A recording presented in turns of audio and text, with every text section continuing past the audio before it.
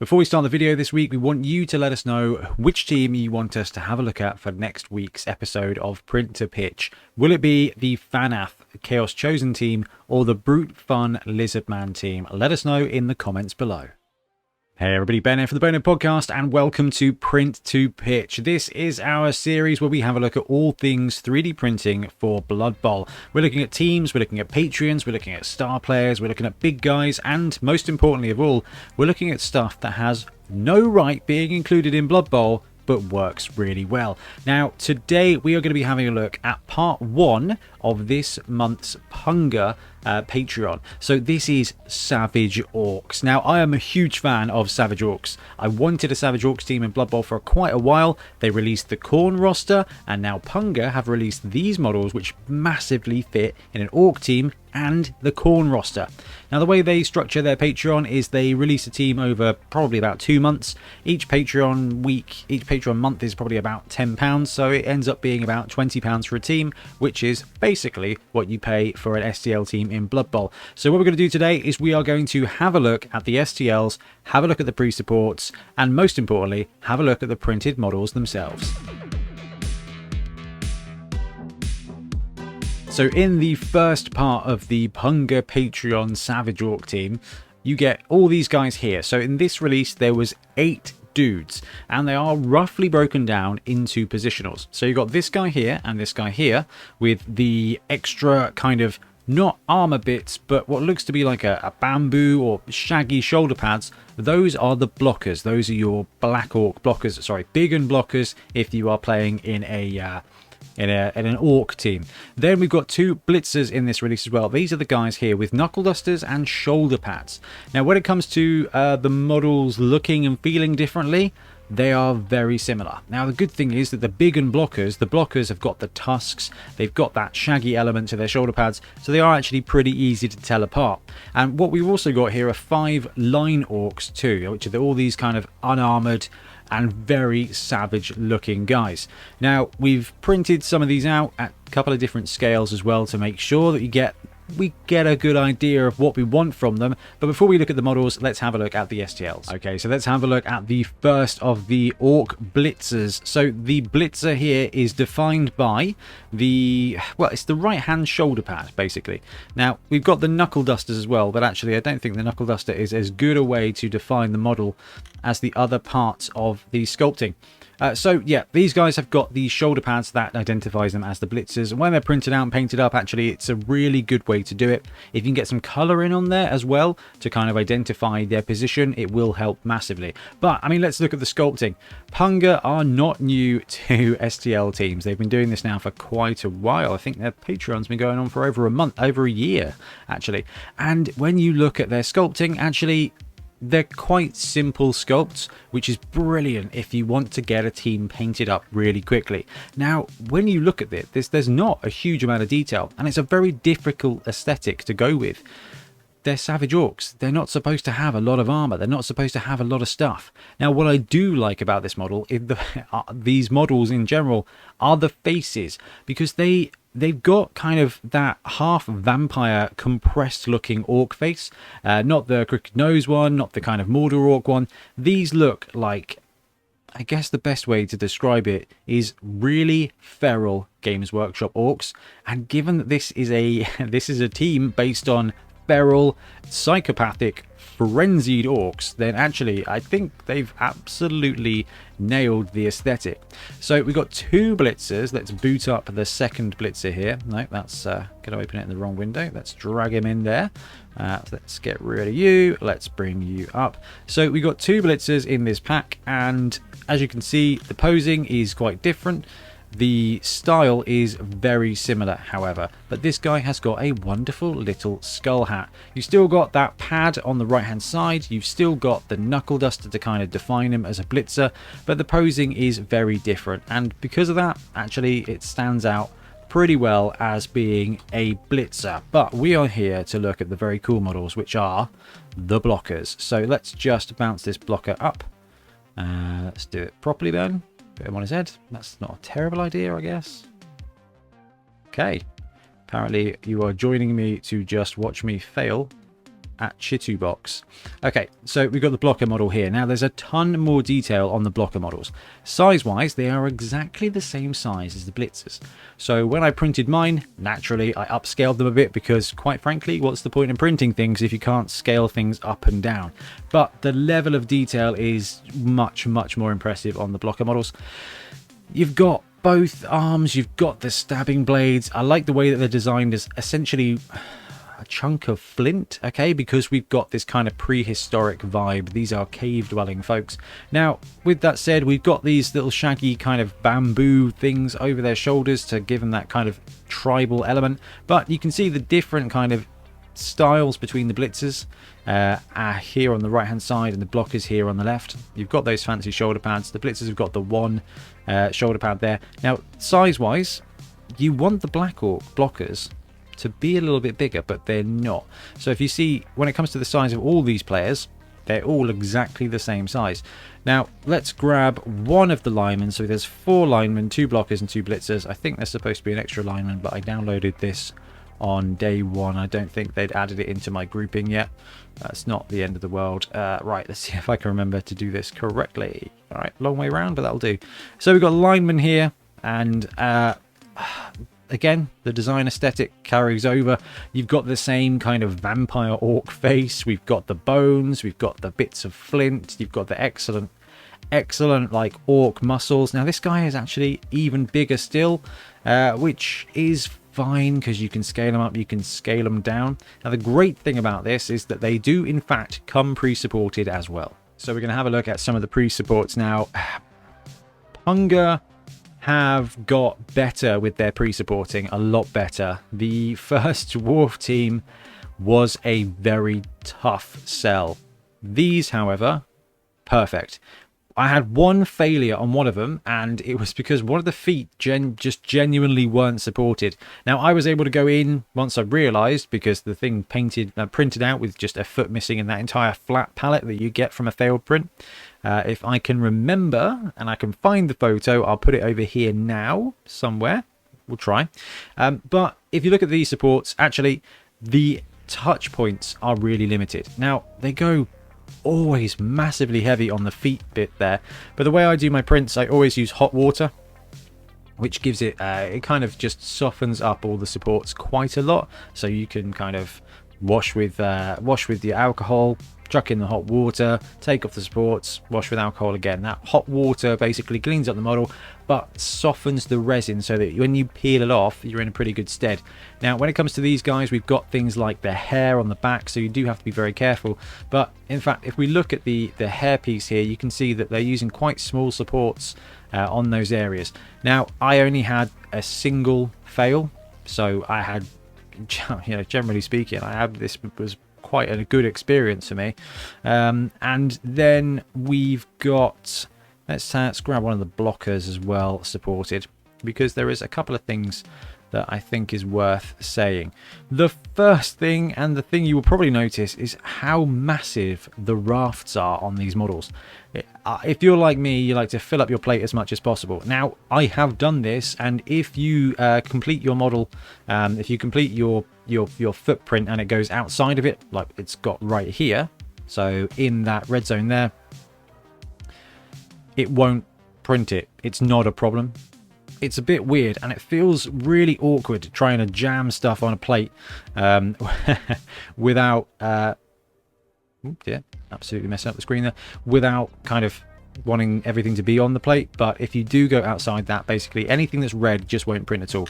So even though they've got massive footprints, the supports themselves were actually really decent, and I had no issue. And when it came to both the Black Orcs, or the blockers, sorry, I scaled them both up and had no problem with the supports, with the exception of the one model that was supported incorrectly, which was Orc Blocker number 1. So if they haven't fixed this yet, they probably have. They're very good at picking up on stuff like this.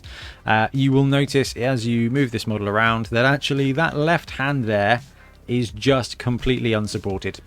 And you know what? It took very little time at all to just fix it up. So I actually went and did it myself, added some light supports, and it worked beautifully. Thing is, with pre-supported stuff, you can't assume it's always going to work. It's always worth double checking, and in a lot of places it's worth chucking a few extra medium supports just to tie it to the base, just to keep things sorted. But yeah, with that being the only issue I had, pre-supports for me, really good.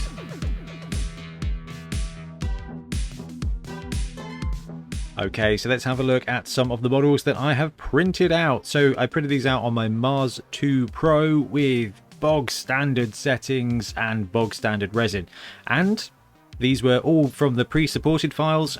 Gave them a print, gave them a wash in some alcohol. They're a little bit shinier than I'd like, which means I probably need to replace my alcohol a little bit, but that's on me, not on the prints.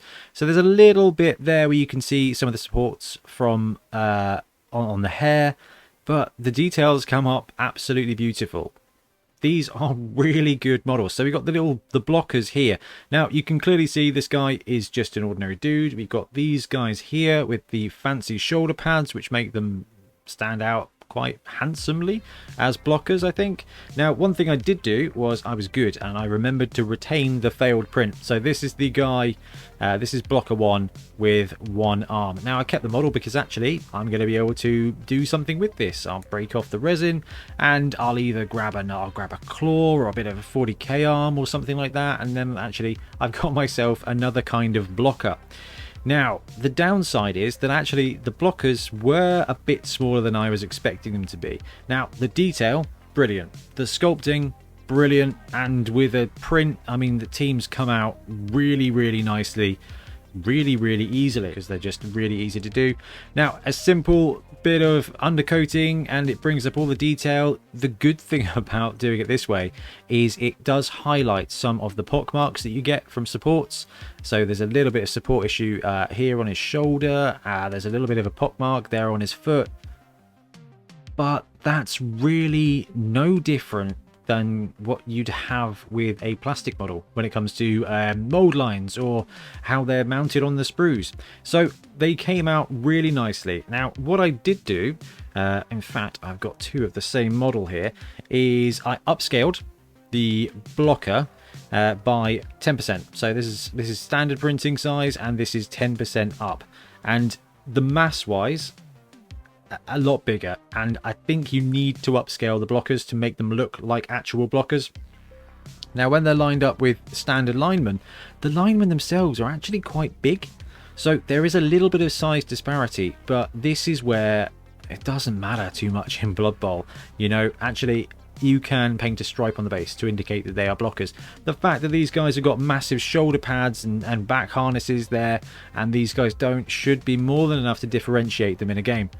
Now, there's a couple of supports there that I've left on, and this is the great thing about doing a quick prime, is you can kind of see some of the support marks that I've left on by rushing, and actually it wouldn't take too much to tidy these up. So, printed out, they look really nice. Sizing up the Black Orc blockers, they look really nice. Let's have a look at size comparison, and I have a Black Orc here.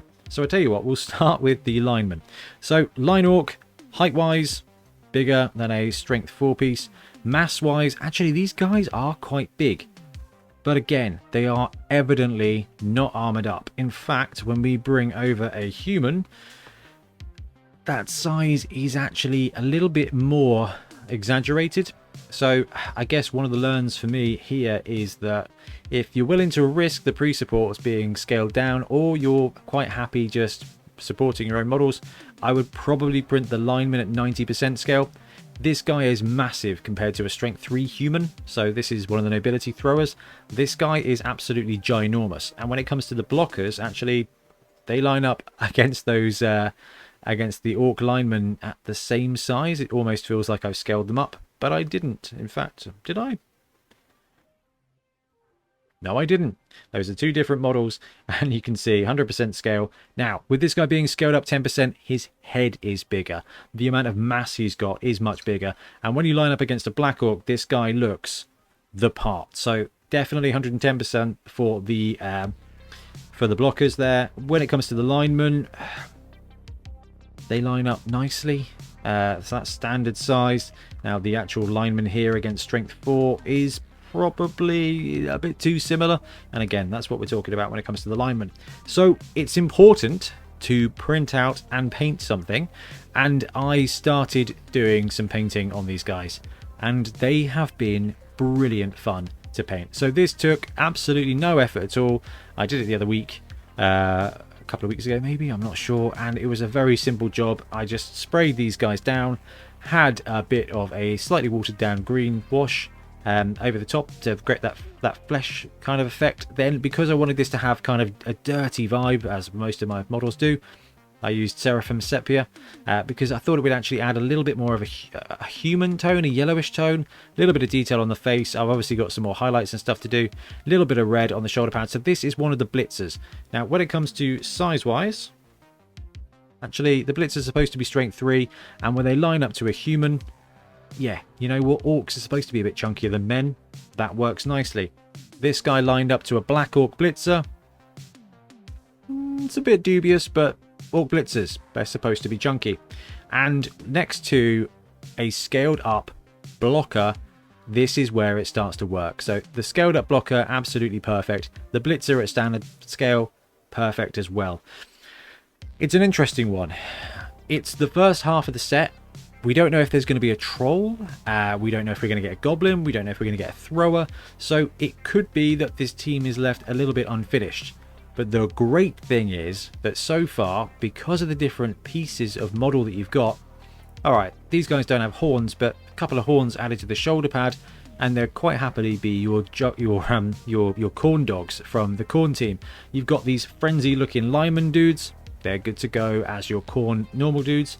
And these guys here, where they're bigger, where they're armored up, where they've got that look to them, they would work very nicely as your Bloodseeker. So all you got to do is kind of hunt down a Bloodspawn style creature, and honestly, with these models, it would not be the worst thing in the world to just take one of these guys and scale it up 150% to use as a big strength 5 bruiser if you're going to be running a Bloodspawn. And that is kind of what I want this team for. The good thing about this is because you get 2 blitzers, 2 blockers, and a bunch of linemen using the old classic mirroring trick, you've got plenty to be getting on with. So the cool thing is you're ready to go to build a team right now. There's no thrower for an orc team, there's no goblin for an expanded team, and there's no troll for an expanded team. But if you want to make a corn team, you've got all the pieces here without a big guy for you to be able to make a savage orc corn team. And there you have it, part 1 of the Punga Patreon Savage Orcs team. Now the cool thing is, if you want to do a corn team or an orc team without a thrower, you're actually good to go with just one part of this. You take both these guys, you mirror them, you've got 4 different looking positionals for the blitzers, you've got 4 different blockers at that point, and you've got what?